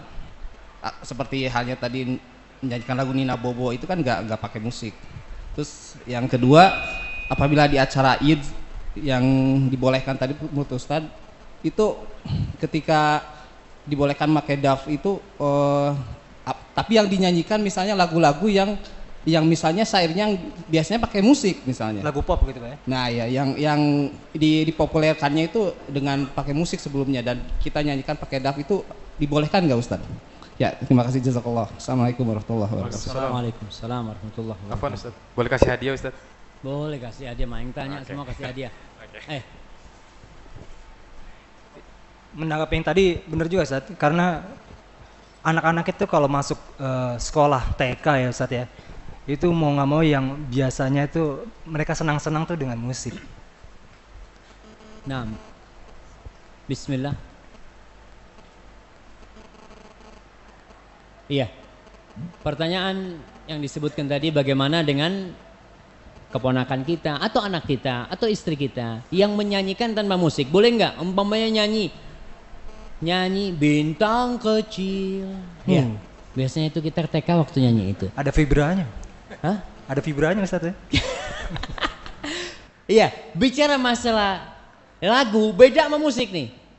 Kita tadi bicara masalah musik. Kita belum bicara masalah lagu, maka kita butuh kajian nanti masalah lagu. Lagu yang seperti apa yang diperbolehkan. Lagu ini secara umum itu seperti perkataan aja, seperti nasyid. Kalau isinya baik nggak ada masalah. Asalkan tidak dijadikan tadi sebagai sarana dakwah, sebagai apa, sebagai bentuk ibadah. Bahkan ada orang yang beribadah dengan lagu. Enggak, kita nggak ada ibadah sama lagu. Ibadah kita Allahu Akbar tuh sholat. Khusyuk. Ustadz, kalau sholat mah kurang khusyuk. Tapi kalau ada yang nyanyi itu bisa kesengsem Ustadz. Enggak, karena ada orang-orang yang mendekatkan diri sama Allah lewat lagu. Tapi kalau lagu tadi buat hiburan, kita katakan kalau buat hiburan tanpa musik, boleh pakai duf ketika lebaran, ketika pernikahan, bahkan jumhur ulama mengatakan boleh dalam acara-acara yang memang mereka mencontohkan khitanan ya waktu itu, mereka contohkan boleh pakai duf. Itu syairnya asalkan baik, nggak masalah, tidak bertentangan syairnya itu. Tapi kalau syairnya ini yang dikatakan semua yang melalaikan, semua yang membangkitkan birahi kita, itu mau pakai musik, nggak mau pakai musik, itu semuanya haram. Tapi kalau yang tadi yang lagu-lagu dinyanyikan oleh orang tua, Nina Bobo tuh anak udah lupa tuh gimana tuh? Antum masih ingat? Nina Bobo itu anaknya siapa? Sudah bangun sekarang Ustaz. Kenapa? Ninanya sudah bangun. Ninanya udah bangun. Udah SMA. Iya, jadi seperti itu. Tadi dilihat kalau memang syairnya itu nggak masalah. Kemudian yang kedua, bagaimana umpamanya yang tadi itu udah pernah dilakukan pakai musik Ustaz? Ya, kita bisa merubah tuh, boleh nggak pakai musik. Apabila syairnya memang tidak ada unsur kesyirikan, tidak ada unsur maksiat. Ketika Idul Fitri sama Idul Adha dan pernikahan pakai duf ya, pakai duf aja, nggak ada kerincing-kerincingnya. Seperti itu, wallahu a'lam bishawab. Tapi kan sekarang cenderung lagu-lagu itu justru lagu-lagu yang mendayu-dayu, membuat perasaan itu tetap boleh Ustaz? Allahu Akbar. Mendayu-dayu ini anak ingat sama perkataan ulama Ibnu Abbas dan para ulama, al-ghina ruqyatuz zina. Lagu-lagu itu mantra-mantra ke zina. Mungkin kalau anak lihat ya, yang banget gitu ya. Kan lagu ini macam-macam. Para jamaah kalau antum tanya masalah musik rock, musik dangdut, apa itu kalau ditanyakan kepada Ibnu Hazm, insya Allah jangan tanya sama Ibnu Hazm, tanya kepada yang mengikuti Ibnu Hazm, mereka berpendapat itu haram. Karena melalaikan, mereka punya semua yang melalaikan itu haram. Dan kita lihat yang musik rock itu apa? Pas waktu sholat, jamaah, ana mau adzan dulu. Itu sudah hilang. Maka anak katakan lagi, kalau ditanyakan kepada ulama yang menghalalkan musik pun tentang musik-musik yang yang sudah benar-benar melalaikan. Tidak ada orang yang mengatakan tidak melalaikan. Bahkan dulu saya punya paman cerita tuh, orang-orang lagi ada yang manggung tentang miras, penyanyi tentang miras. Gimana tuh, Ana lupa juga. Itu kata dia, kita yang hadir minum sambil joget, padahal yang dinyanyikan tentang miras. Itu sambil joget minum, na'udzubillah. Itu bukan jalan untuk dakwah, memang bukan jalan untuk dakwah. Jadi kayaknya butuh kajian khusus untuk masalah lagu nanti. Gimana lagu itu yang boleh, dan bagaimana, kapan waktunya kita boleh memakai duf, dan bagaimana syair-syairnya, apa saja atau siapa yang boleh memainkan itu perlu mungkin kajian khusus lagi. Wallahu a'lam Itu bishawab. syair yang tadi Nina Bobo itu ada unsur bohong kayaknya Ustaz ya. Kalau tidak bobo digigit nyamuk. Itu kan kayaknya nakut-nakutin. Kok nggak bobo digigit Kalau nyamuk. nggak bobo digigit nyamuk. Bobo aja digigit nyamuk kadang-kala kan. Nggak ada kelambu ya Ustaz ya. Baik, pertanyaan kedua silakan Ikhwan. Mungkin yang masih bermusik ini sangat utama ya. Karena mungkin ada sobat-sobat yang mereka praktisi. Sebentar. Antum nampaknya rebel nih. Mana mic-nya? Kirim aja langsung, antum nggak usah jalan. Mic-nya di ini aja Di assist, estafet. dikirim Iya, aja estafet. Iya, estafet. Biar cepet tuh.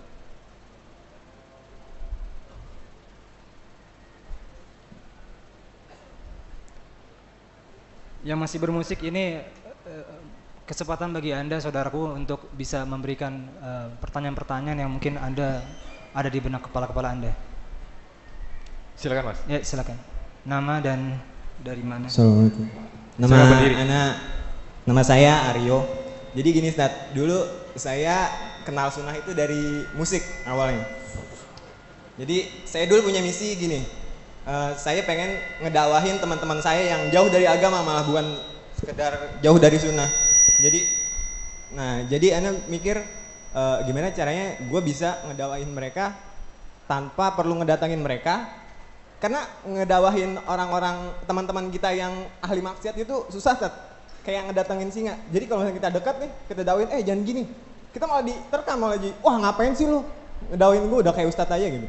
Terus, Ana punya ide gimana caranya Ana bikin musik yang ada unsur nasihatnya, Ustaz. Seperti itu. Nah, itu bagaimana Ustaz? Kalau misalkan kita emang benar-benar harus ngindarin musik itu, apa solusinya buat ngedawahin teman-teman yang jauh dari agama gitu Ustaz? Nah, Masya Allah, Barakallahu fikum. Ya, pertanyaan yang sangat bagus sekali. Memang kita ini kadang-kadang kesulitan untuk mendakwain tuh teman-teman yang minum. Orang-orang pada pacaran ke sana, kita bawa mic, a'udzubillahi minasyaitonirrajim. Kan? Susah gitu kan. Kadang-kadang orang berpikir gimana kalau kita mendakwain mereka dengan cara yang lebih masuklah ke mereka. Tadi dikatakan apa boleh kita pakai musik-musik tapi isinya nasihat. Musik sudah selesai, urusan musik, hukum musik selesai. Urusan sekarang masalah lagu. Boleh nggak kita lagu-lagu nasyid umpamanya, nasyid yang tidak jadi kebiasaan, sekedar untuk ya. Imam Ahmad bin Hanbal pernah suatu hari dia ditanya, ya Aba Abdillah, dia ditanya nih, hadhil qasaid ar-riqaq allati fi dzikril jannah wan nar. Wahai Abu Abdillah, ini qasidah-qasidah, syair-syair ya yang disebutkan, yang menyebutkan tentang surga, yang menyebutkan tentang neraka. Ayy syai' taqulu fiha? Gimana pendapatmu tentang itu? Bayangkan ditanyakan kepada Imam Ahmad. Mithl ayy syai'? Gimana contohnya? Contohnya itu gimana? Yang disebutkan sama orang-orang itu. Qultu, maka yang bertanya ini Abi Hamid Al-Khalqani mengatakan, yaqulun, yang mereka katakan itu, idza ma qala li rabbi amastahyaita ta'sini wa tukhfi adh-dhanba min khalqi wa bil isyani ta'tini. Kayak gitu. Faqala a'id alayya, coba kau ulangi lagi. Idza ma qala li rabbi amastahyaita ta'sini wa tukhfi adh-dhanba min khalqi wa bil isyani ta'tini. Setelah itu Imam Ahmad masuk ke rumahnya. Waraddal bab, dia tutup pintunya. Fasami'tu nahibahu, aku mendengar dia menangis. Dan dia mengulangi bait-bait itu. Baik, ini artinya idza ma qala li rabbi, ketika Rabbku berkata kepadaku kelak, amastahita ta'sin, kau enggak malu berbuat maksiat sama aku? Kau tidak malu berbuat dosa di depanku, dan kau sembunyikan dosa-dosamu dari orang banyak. Dari ciptaanku kau sembunyikan dosa-dosamu, dan kau menghadapku dengan dosa-dosa itu, dan kau datang dengan dosa kepadaku. Imam Ahmad nangis baca itu. Ketika kita baca syair-syair seperti itu, diperbolehkan. Syekh Albani pun dalam kitabnya membolehkan hal itu. Yang penting tidak dijadikan ya kebiasaan, ya kita akhirnya bikin klub, bikin grup nih, grup urusan nasyid-nasyid seperti itu. Enggak. Jadi itu kalau kita membaca yang tadi kita kan Rasul Shallallahu Alaihi Wasallam bersama para sahabatnya ketika menggali, umpamanya menggali parit, beliau mengatakan ya untuk memberikan semangat, karena ada lagu-lagu itu orang semangat kadang-kala, tapi ingat lagunya yang tidak ada unsur maksiat. Beliau mengatakan apa? Siapa yang ingat tuh? Yang dibaca sama Rasul Shallallahu Alaihi Wasallam ketika menggali parit itu. Waghfir lil ansari Allahumma la aisha illa aishul akhirah faghfir lil ansari wal muhajirah. Ya Allah, tidak ada hidup kecuali hidup akhirat, ampuni orang muhajirin dan orang-orang ansor nih. Sambil menggali mereka itu. Kalau dulu di tentara, mungkin sekarang masih ada, biasanya mereka lari di depan pondok itu, kita dengar tuh lari 1.000, 1.000, 2.000, yang seperti itu, yang tidak mengandung unsur musik dan tidak melalaikan, nggak ada masalah, nggak ada masalah. Wallahu a'lam bishawab. Tapi sekali lagi masalah lagu itu perlu dikasih kajian khusus insyaallah. Wallahu a'lam bishawab. Baik, sebelum membacakan pertanyaan dari akhwat, satu pertanyaan antum. Berdiri, ya. Ya.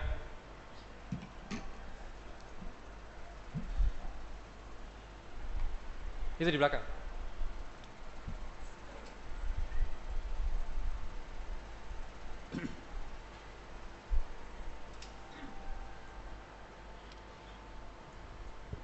Assalamualaikum warahmatullahi wabarakatuh. Waalaikumsalam. Saya mau tanya, kalau musik atau lagu dalam konteks budaya Ustadz, kayak reggae sendiri kan, reggae itu punya Jamaika ya, Jamaika gimbal misalkan, tapi ada orang yang gimbal misalkan syar'i gitu, gimana Pak Ustadz? Bisa mau ngaji tapi gimbal gitu, dirapihin rambutnya gitu, jadi dia membawa budaya gitu di dalam, mungkin musiknya udah nggak dimainin sama dia, udah nggak benarkan, tapi dia masih ikut budayanya musik itu gitu. Nah, iya, oke. Masya Allah. Assalamualaikum warahmatullahi wabarakatuh. Jadi rambutnya masih apa? Gimbal. Gimbal itu bukan yang dimakan. Gimbal jagung, gimbal Itu timbel, apa? Ustaz. Hadiah. Kalau tadi yang disampaikan masalah gaya ya, orang sudah alhamdulillah Ustaz, anak udah nggak musik mah, tapi gaya masih gaya pemusik tuh, gimana? Gimana ya? Rasul Shallallahu Alaihi Wasallam mengatakan, Ustadz ini kadang-kadang harus mikir gimana gitu. Man tashabbaha biqaumin fahuwa minhum. Barang siapa yang menyerupai suatu kaum, maka dia termasuk dari mereka. Wa yuhsyarul mar'u ma'a man ahab. Dan kata Rasul sallallahu alaihi wasallam, orang itu akan dikumpulkan dengan orang yang dia cintai. Kita rambutnya model gitu, cinta sama siapa? Kita niru siapa? Niru penghuni surga, ahlan wa sahlan, insyaallah masuk surga. Tapi kalau yang kita tiru mah yang tadi dikatakan yang gimbal, yang ada lagi yang subhanallah ya. Kita waktu SD petal sedikit ya. Kadang-kala tukang cukur itu petal ya, nyukurnya itu nangis kita. Wah, ini kok jelek banget gitu kan. Sekarang dipetalin. Kita lihat orang-orang, wah ini sudah terbalik dunianya. Udah terbalik dunia. Bagaimana kita niru gaya, niru siapa aja. Dan pada hakikatnya kita meniru itu karena rasa cinta. Anak ingat ada seorang yang ditanya waktu itu di Bandung tuh. Dia orang pakai jenggot mah, yang lainnya pada nggak pakai jenggot. Ente kenapa pakai jenggot tuh? Kata dia ngomong, ana dulu itu cinta sama seorang bintang film. Di barat itu siapa dia ngomong fandom, apa? Fandom? Nggak tahu lah, pemain laga lah. Dia cerita, karena ana seneng sama orang itu, bajunya yang dipakai ana beli. Ngelihat di film, oh pakai baju gini mah, ana beli. Rambutnya, cukurannya, ada kuncirnya belakang, ana pakai rambut ana, kata dia. Sepatunya, gaya jalannya, badannya pun, ana ingin badannya seperti dia. Tapi ketika ana tahu sama Rasulullah Sallallahu Alaihi Wasallam, ana lebih cinta sama beliau. Maka ana pakai jenggot nih karena Nabi ana pakai jenggot, kata dia. Seperti itu tadi. Jadi tatkala kita ini meniru gaya suatu kaum, lihat hati-hati tuh. Kira-kira dia masuk surga enggak? Ana jangan-jangan kalau ikut dia masuk surga ahlan wa sahlan. Tapi kalau kiranya jalannya sudah enggak benar, maka tolonglah gaya rambut, gaya berpakaian, gaya dandanan, na'udzubillah ya. Sampai anak-anak kecil, anaknya ustadz kadang-kala kita susah didiknya. Dia kepingin rambutnya gini juga. Anak ngomong, nggak boleh, bah, bagus bah. Gini. Allahu Akbar, Allahu Akbar. Baik, alhamdulillah sekarang sudah banyak pertanyaan dari akhwat yang masuk Ustadz. Salah satunya ini bagus pertanyaan Ustadz. Assalamualaikum warahmatullahi wabarakatuh. Ustadz, kenapa Allah memberikan saya suara bagus sementara di dalam Islam musik itu diharamkan? Nah, Masya Allah, Masya Allah. Kenapa Allah ngasih saya suara bagus? Suaranya bagus Ustadz, tapi musik diharamkan. Iya. Emangnya lidah ini buat musik-musik doang gitu kan? Banyak kerjaannya lidah itu. Jadi bukan hanya untuk duduk pegang mic nih. Kalau suaranya ini akhwat. Kalau akhwat nih suaranya bagus, gimana Ustaz? Mau diapain nih? Suara bagus, zikir, baca Quran. Rasul sallallahu alaihi wasallam mengatakan zayyinul Quran bi aswatikum. Hiasilah Al-Quran itu dengan suara kalian. Allah itu suka mendengarkan orang-orang yang yataghanna bil Quran, yang dia itu melagukan Al-Quran. Ini bukan lagu-lagu gitu ya, maksudnya membaca dengan tartil, dengan indah. Sebagian sahabat ada yang bacaannya indah sampai malaikat turun mendengarkan suara dia. Jadi suara indah itu disyukurin untuk apa? Untuk nyanyi? Enggak, masih banyak yang lainnya. Dan itu ujian dari Allah Subhanahu wa ta'ala. Bagaimana kita menggunakan lidah. Alam naj'al lahu ainain wa lisanan wa syaftain. Allah sudah jadikan lidah dan bibir buat kita, maka kita harus mensyukurinya dengan menggerakkannya di dalam keridhaan Allah Jalla Jalaluhu. Wallahu a'lam bishawab. Nah, Ustaz. Lalu ada pertanyaan dari akhwat. Bagaimana Ustaz hukumnya apabila pekerjaan suami kita itu sebagai pemain musik? Bagaimana kita harus menasihatinya seperti apa? Hartanya, hartanya ketika ya, ketika penghasilannya itu dihasilkan dari bermusik Ustaz.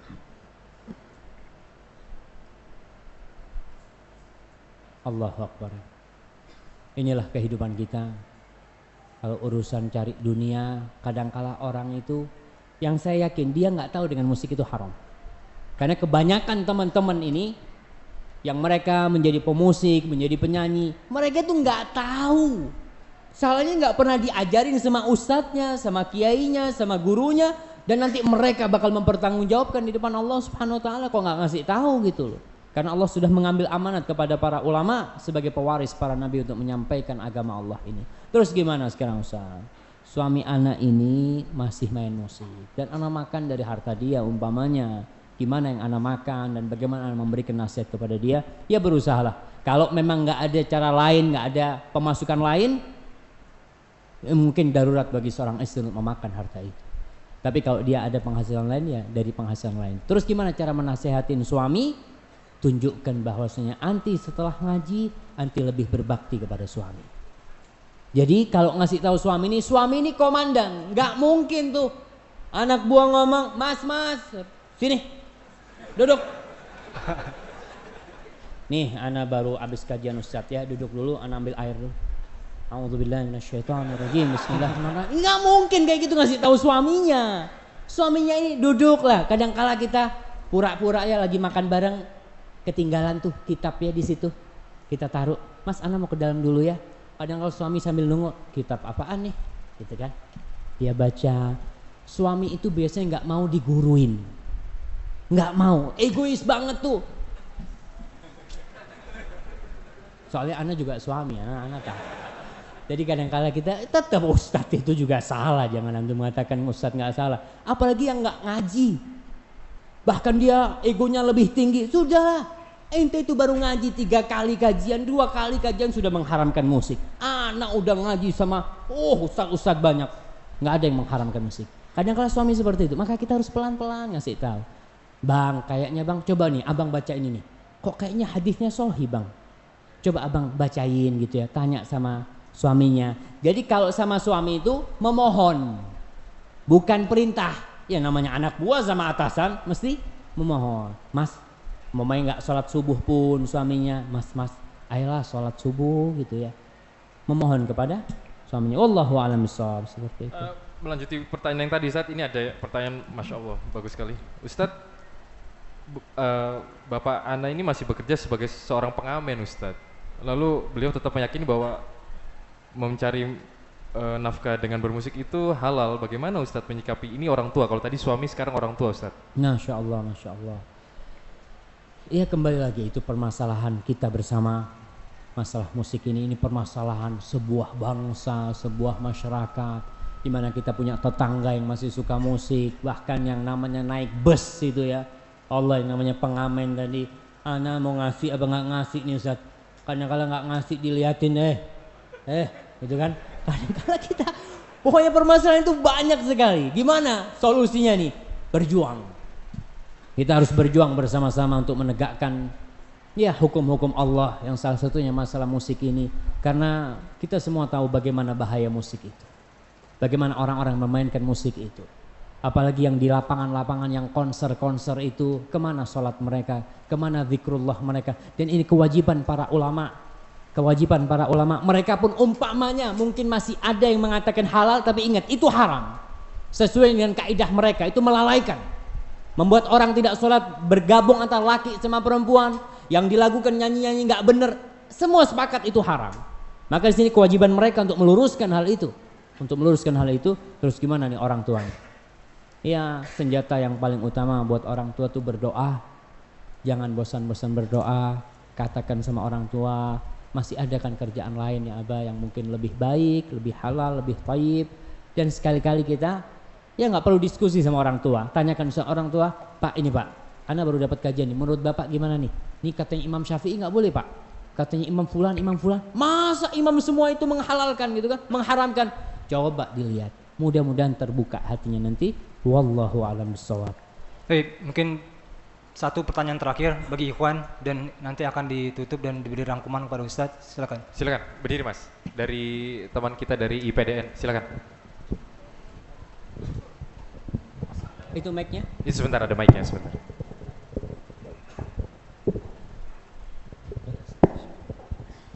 Bismillahirrahmanirrahim. Terima kasih atas kesempatan yang diberikan. Di sini Ustadz, ada 3 yang ingin saya tanyakan. 3? Banyak banget mah. Ini terakhir, ini satu mah. Ya, saya tidak mau menyanyiakan kesempatan ini Ustadz. Yang pertama, sebenarnya selama ini sebelum saya ikut kajian-kajian sunnah ini, saya juga masih sering mendengarkan musik, dan itu saya lakukan sebelum tidur misalnya dan segala macam. Nah, tapi setelah saya tahu bahwa musik itu haram, apalagi yang selama ini saya dengarkan ya cenderung musik India dan kawan-kawan, saya mulai berusaha untuk merubah menjadi mendengarkan murattal sebelum tidur. Nah, di sini ada kontradiksi lagi Ustadz. Katanya kalau musik juga kalau mendengarkan murattal ini sebagaimana di surah Al-Anfal ayat 2, innamal mu'minuna allazina iza dzukirallahu dan seterusnya Ustadz. Itu kan kalau kita mendengarkan Al-Quran berarti hati kita harus gemetar katanya, orang mukmin dan termasuk orang mukmin, bukan justru menikmati murattal itu untuk tidur. Nah, ini yang ingin saya tanyakan, gimana pandangan Ustadz terhadap mendengarkan murattal sebagai pengantar tidur atau sementara belajar menikmati musik-musik ayat Al-Quran atau murattal. Selanjutnya yang kedua Ustadz, mengenai kemurnian Islam atau kita merujuk ke Arab Saudi, sebagaimana di Arab Saudi adalah sebagaimana kita ketahui Wahabi. Nah, di sini ada yang kontradiksi juga Ustadz. kita mengatakan bahwa penggunaan alat gendang boleh pada hal-hal yang khusus, misalnya pernikahan dan atau Idul Fitri, Idul Adha. Nah, kemarin saya lihat di YouTube pada saat ada pameran alutsista, alat khusus itu apa, sistem pertahanan. Ada Raja Arab Saudi, otomatis di situ ada ulama-ulama senior, ada ulama besar, kok dibolehkan memukul alat gendang sambil mengiringi rudal. Saya lihat di YouTube, Ustaz. Nah, itu hukumnya gimana? Padahal di situ ada ulama-ulama senior yang mengerti akan hadis-hadis sahih, Ustaz. Nah, selanjutnya yang terakhir, Ustaz, kami kan di pendidikan ini kadang musik itu bagian dari kehidupan kami. Dalam artian setiap apel, setiap apa pasti kita akan menyanyikan lagu kebangsaan. Nah, yang saya tanyakan, bagaimana hukum menyanyikan lagu kebangsaan, Ustaz? Padahal itu untuk menaikkan semangat kebangsaan kita. Nah. Ya, terima kasih. Wassalamualaikum warahmatullahi wabarakatuh. Waalaikumsalam warahmatullahi wabarakatuh. Kasih hadiah dulu. Kasih. Kita. 5, Van. 5, Van. Tapi pertanyaannya banyak banget, no. Apa? Iya. Ya. Yang pertama. Yang pertama apa yang pertama? Yang pertama itu murata untuk murata, ya. Allah Subhanahu wa taala mengatakan innamal mu'minuna alladzina idza dzukirallah wajilat qulubuhum wa idza tuliyat 'alaihim ayatuhu zadatuhum imana wa 'ala rabbihim yatawakkalun. Bagaimana kita mendengarkan Al-Qur'an sebelum tidur? Boleh enggak? Padahal kita ini kalau baca Quran seharusnya itu kita katakan. Seharusnya kita terdetak hati kita, ya, tambah iman kita. Tapi itu lihat kondisi kita. Kadangkala imam baca Al-Fatihah, kita memikirin itu motor dah dikunci belum tuh. Imamnya baca Al-Fatihah, kita dengar suara imam itu. Kadangkala memang tidak hadir kita di situ. Maka itu seharusnya dalam artian bagaimana kita ketika mendengarkan Al-Qur'an Karim kita hadir di sana, bukan berarti karena kita ana mah kok kurang khusyuk ya, ana matikan aja, enggak. Karena mudah-mudahan dengan kita dengerin terus, nanti lama-lama kehusyuan itu kadangkala akan datang timbul kepada kita, nggak langsung. Jadi ada orang yang imannya sudah tinggi, dengar satu ayat langsung bergetar. Tapi ada orang-orang yang imannya masih digiring, ya, terus sampai puncaknya baru dia, ya Allah benar ya yang disampaikan oleh Allah Subhanahu wa taala itu, baru akan bergetar. Itu yang pertama. Yang kedua, bagaimana masalah rebana yang mengiringi lomba apa? Alutsista di Saudi, Ustaz. Nah, berkaitan dengan rebana aja ya. Kan kita katakan tadi, sebagian ulama membolehkan rebana itu selain pernikahan, selain Id, di acara-acara kebahagiaan.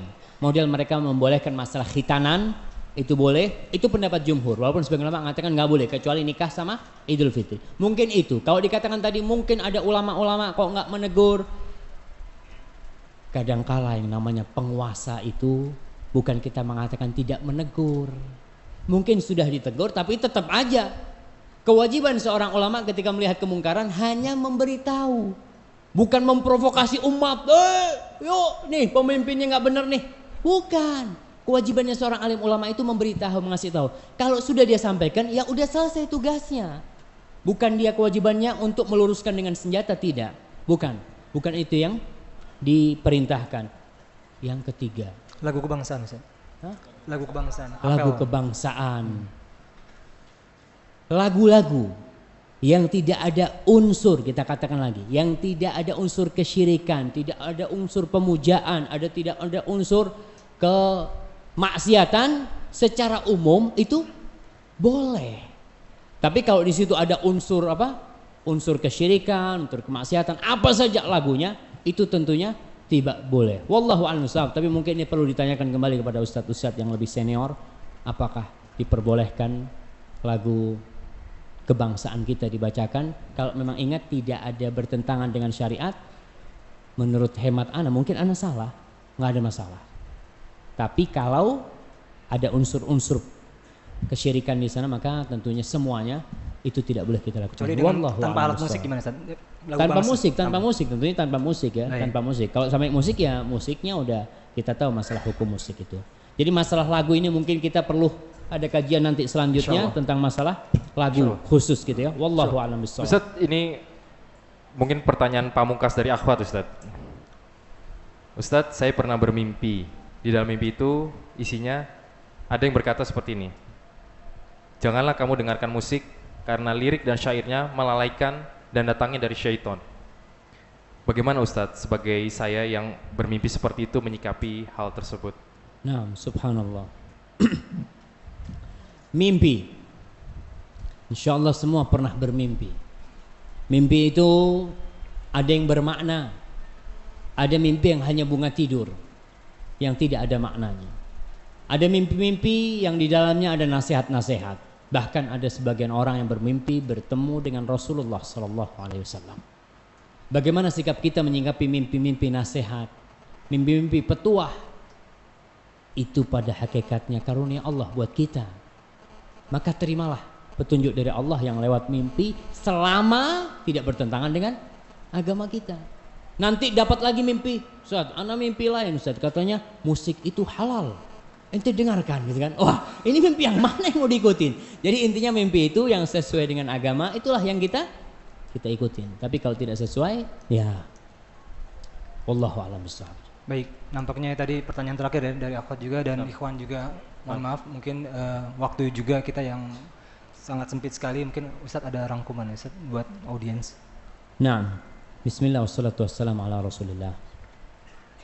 Kembali kita mengkaji sebagai seorang muslim.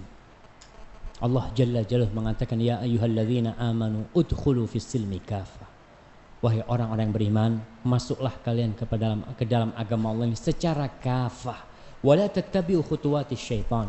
Jangan ikuti jejak-jejak syaitan. Innahu lakum aduwwum mubin. Syaitan itu adalah musuh yang sangat nyata buat kalian. Bagaimana dengan urusan musik ini? Mungkin ada hal-hal yang sebelum kita Islam kita sudah lakukan. Kemudian setelah belum kita ngaji kita sudah lakukan. Setelah kita ngaji ternyata nggak boleh. Ya berusahalah kita untuk meninggalkannya agar kita kafah Islam kita. Kita benar-benar mengikuti agama Allah secara sempurna. Juga tadi sudah saya sampaikan. Mungkin nanti ada orang-orang yang mengatakan tentang kajian-kajian kita ini, ya itu mah orang-orang yang ekstrim lah, orang-orang yang nggak benar. Subhanallah. Mungkin apa? Wahaboy Ustaz. Wahaboy. Wahaboy. Apa mau wahaboy? Lakop-lakop Ustaz. Oke, macam-macam lah seperti itu. Kita harus sabar. Kita menyampaikan agama Allah tanpa ada unsur apapun. Dan itu kewajiban kita. Ikut nggak ikut? Ya, kita doakan semoga dia mendapatkan hidayah dari Allah Subhanahu wa taala dan tetap kita harus santun. Tadi kita bacakan tentang perkataan ulama masalah menghancurkan alat-alat musik. Ingat, menghancurkan alat-alat musik itu adalah tugas Hay'ah Amar Ma'ruf Nahi Munkar. Kalau kita punya mungkin di negara-negara Islam itu adalah polisi yang ditugaskan untuk mencegah kemungkaran-kemungkaran itu. Mereka lah yang bertugas. Jadi jangan antum keluar dari sini masuk rumahnya tetangganya. Enggak lah ya. Ke toko musik Ustaz ya. Gimana? Ke toko musik ngancur-hancurin gitu ya. Enggak. Tetap ud'u ila sabili rabbika bil hikmati wal mau'izatil hasanah wajadilhum billati hiya ahsan. Ajaklah mereka kepada jalan Allah dengan hikmah, dengan nasihat-nasihat yang baik dan dengan dialog yang dengan cara lebih baik pula. Semoga Allah memberikan hidayah kepada mereka. Dan yang kita sampaikan itu adalah pendapat ulama-ulama besar. Itu bukan pendapat ana, bukan pendapat teman-teman, bukan pendapat ustadz-ustadz. Itu pendapat Imam Syafi'i, pendapat Imam Malik. Imam Malik dia pernah ditanya, Imam Malik itu di kampungmu orang-orang pada main musik. Dipikirnya Imam Malik membolehkan musik. Apa kata Imam Malik? Innama yaf'aluhul fusaq minna. Yang berbuat itu orang-orang fasik. Di kampung kita ada memang. Tapi yang berbuat itu siapa? Orang-orang nggak benar. Bukan itu pendapat Imam Malik, pendapat Imam Ahmad, Imam Abu Hanifah, kemudian kita lihat Imam Bukhari, Ibnu Hibban, Al-Ismaili, Imam Nawawi, Ibn Salah, kemudian Ibnu Hajar Al-Asqalani, terus itu yang bisa ana sampaikan. Kalau yang ana sampaikan benar itu dari Allah Jalla Jalaluhu. Kalau salah dan kurang berkenan itu dari diri ana, Allah dan Rasulnya terbebaskan dari kesalahan itu. Wassallallahu ala nabiyina Muhammad wa ala alihi wasallam.